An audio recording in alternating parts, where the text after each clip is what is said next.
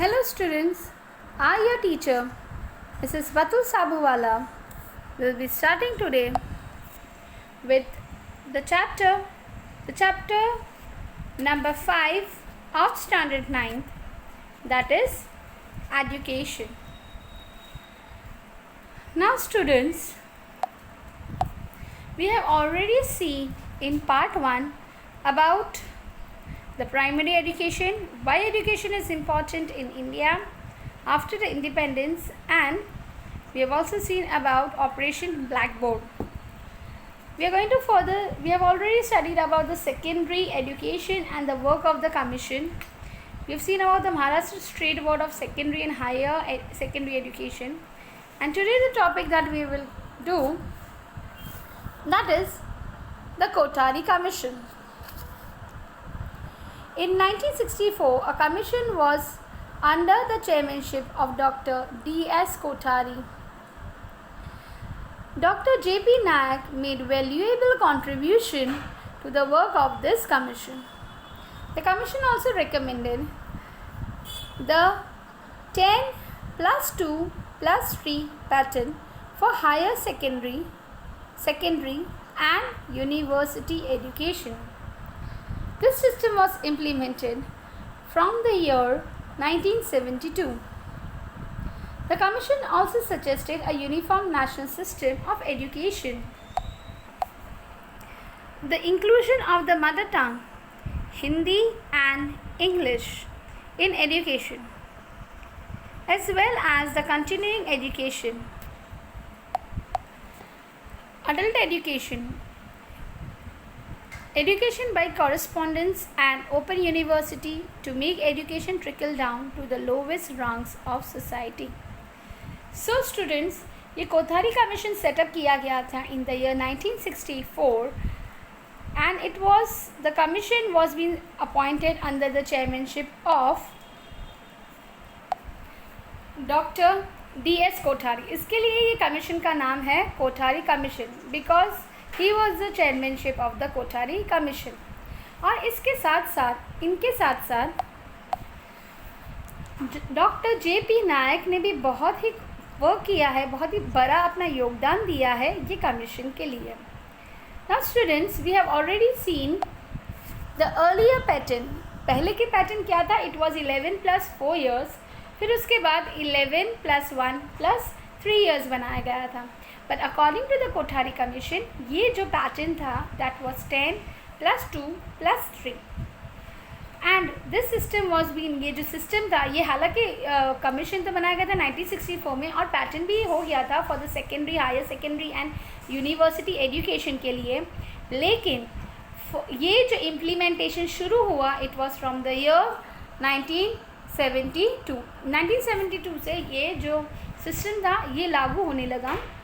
और यहाँ पे हमने यूनिफॉर्म मतलब हर पूरे इंडिया में एक ही जैसा ही एजुकेशन होना चाहिए. नेशनल सिस्टम ऑफ एजुकेशन मतलब पूरे इंडिया में एक जैसा ही एजुकेशन. और उसके साथ साथ कि अगर किसी को नहीं आती, मतलब फॉर एग्ज़ाम्पल कि कुछ बच्चे को मतलब यहाँ पे उनके मदर टंग में भी स्टडी करने के लिए उनको रियायत दी गई थी, जैसे हिंदी है, इंग्लिश है, ये एजुकेशन भी वो लोग ले सकते हैं, या फिर अपनी मदर टंग में जैसे उर्दू है, मराठी है, बंगाली है, ये लैंग्वेज में भी बच्चे एजुकेशंस ले सकते हैं. As well as continuing education, किसी ने कुछ एजुकेशन बीच में से छोड़ दी है वो भी अपना एजुकेशन कंप्लीट कर सकते हैं. और अडल्ट एजुकेशन मतलब जो बड़े हैं वो भी एजुकेशन ले सकते हैं. और education by correspondence and open university. Correspondent मतलब कि एवरीडे जाने के लिए आपको मतलब जो ऑलरेडी अडल्ट एजुकेशन में जो मतलब काम कर रहे हैं और पढ़ने के लिए उनके पास टाइम नहीं है तो वो कॉरेस्पॉन्डेंस कोर्स भी कर सकते हैं. कॉरेस्पॉन्डेंट कोर्स का मतलब ये है कि आपको कॉलेज नहीं जाना है या यूनिवर्सिटी नहीं जाना है और आप अपने ही एरिया या आप अपनी स्टेट में बैठ के आप एजुकेशन ले सकते हैं. और ओपन यूनिवर्सिटीज़ का भी ये सब जो था, ये सब ओपन यूनिवर्सिटीज़ भी खोली गई थी ताकि वहाँ पे भी कॉरेस्पॉन्डेंस एजुकेशन लोगों को मिले और जो इंडिया में जो इलिटरेट पीपल है, मतलब छोटे से छोटे पीपल भी एजुकेशन ले पाए. It also recommended increased provision in the government's budget for expenditure on education of neglected section like the scheduled caste and scheduled tribes. जो scheduled caste और scheduled tribes थे उनके लिए भी हम लोग यहाँ पे गवर्नमेंट ने जो है अपना बजट बनाया, अपना ये जो बजट था उनको ज़्यादा बढ़ाया ताकि जो एजुकेशन में जो निगलेक्टेड सेक्शंस हैं जैसे शेड्यूल कास्ट और शेड्यूल ट्राइब्स, उनको भी ये एजुकेशन की जो सुविधाएं हैं वो उनको प्राप्त हो सके. Maharashtra government adopted 10+2+3 pattern in 1972 and conducted the first standard 10 board exam in the year 1975. Maharashtra ने अडॉप्ट किया था इन द ईयर 10+2+3, मतलब 10th स्टैंडर्ड में बोर्ड, फिर 12th स्टैंडर्ड में बोर्ड और फिर 15th स्टैंडर्ड में बोर्ड्स. वैसे ही ये जो पैटर्न्स हैं मैंने आपको ऑलरेडी अर्लियर लेक्चर में समझाया था. यहाँ पे 10+2+3 का मतलब है 10th स्टैंडर्ड जब पास हो जाएंगे तो बोर्ड की एग्ज़ाम देंगे, 12th में बोर्ड की एग्ज़ाम देंगे और उसके बाद 3 ईयर्स जैसे 15 में गए तो वो लोग बोर्ड के एग्ज़ाम देंगे. तो ये पैटर्न फॉलो किया गया था इन द ईयर 1972 और पहला जो बोर्ड एग्ज़ाम 10th का लिया गया था it was in the year 1975. So let's see the objective of education according to the Kothari commission. Modernisation of education, education को मॉडर्नाइज किया जाए. Social and national integration, society और नेशनल इंटीग्रेशन को भी बच्चों को सिखाया जाए. Nurture of social moral spiritual values, लोग जो बच्चे हैं उनको सोशल और मॉरल वैल्यूज़ उसके साथ साथ स्पिरिचुअल वैल्यूज़ को भी ज़्यादा इम्पॉर्टेंस दिया जाए.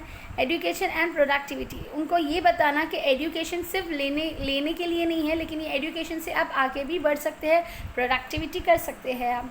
And securing and strengthening of democracy, क्योंकि अगर हम एजुकेटेड है तो हम ये जो सुपरस्टिशन है या ये जो ब्लाइंड फेथ है उन पर हम बिलीव नहीं करेंगे और ये जो जात पात और भेदभाव जो होते हैं उनको भी हम ज़्यादा अहमियत नहीं देंगे, उनको ज़्यादा महत्व नहीं देंगे. तो इसके लिए इससे क्या होगा कि हमारी सिक्योरिटी भी होगी और हमारी जो डेमोक्रेसी है वो और ज़्यादा स्ट्रॉन्ग होगी.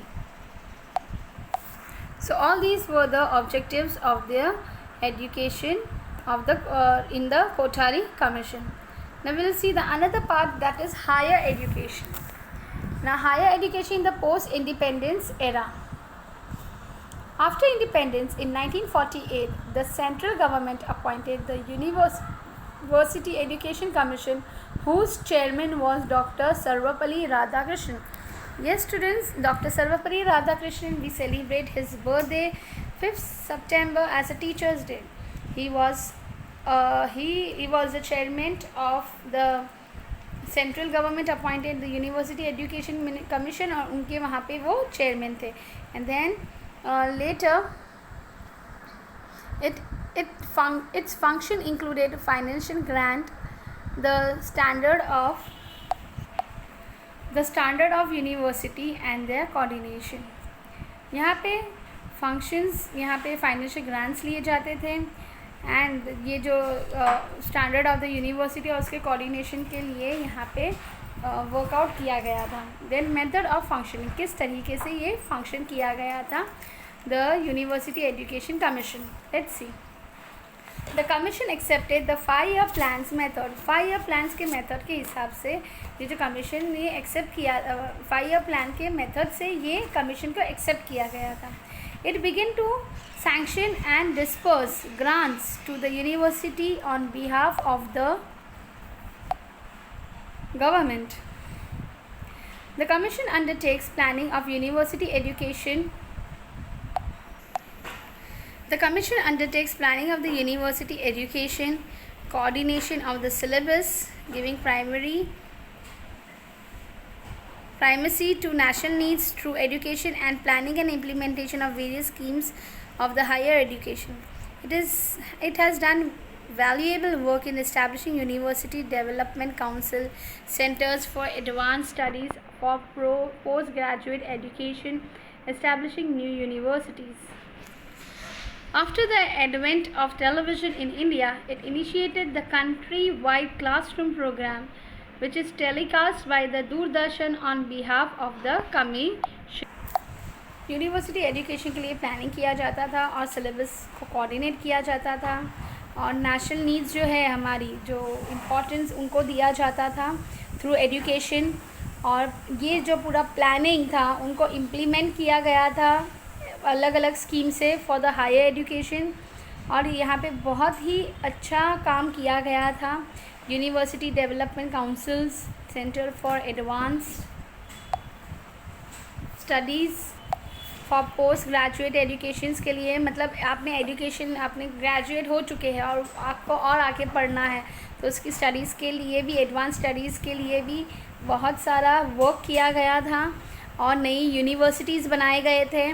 और जैसे ही टेलीविज़न इंडिया में शुरू हो गया था तो कंट्री वाइड क्लासरूम प्रोग्राम शुरू हो गए थे, मतलब दूरदर्शन पे दिखाया जाता था और लोग जो है उनको पढ़ाया जाता था थ्रू टेलीविज़न ताकि मास एजुकेशन हो सके, सब लोग एक साथ में पढ़ सके। तो इसके लिए भी ज़्यादा वहाँ पे इनिशिएशन किया गया था ताकि लोग ज़्यादा से ज़्यादा पढ़ लिख सके और इंडिया में जो इलिटरेसी है उसकी हम जो रेट है उसको कम कर सकें। तो थ्रू टेलीविज़न ये कंट्री वाइड क्लासरूम प्रोग्राम शुरू किया गया था and this was been done by the university education commission. Do you know the art department was established in the year 1965 in Maharashtra to frame the policy for art education for its implementation by Institute of Art. This department undertook the responsibility of organizing the drawing grade exams at school level. मतलब यहाँ पे जो arts को भी ज़्यादा importance दिया गया था। It was been establish in the year 1965 in Maharashtra. और यहाँ पे जो ड्राइंग के लिए भी लोगों को स्कूल लेवल पे मतलब एग्ज़ाम्स किए जाते थे ताकि अपनी ड्राइंग इम्प्रूव कर सकें। और यहाँ पे भी it was been there that the department undertook this responsibility at the school level. So with this students we stop over here, and NCERT and national policy on education and the other uses of satellites and the other part that we'll be doing it later. Thank you.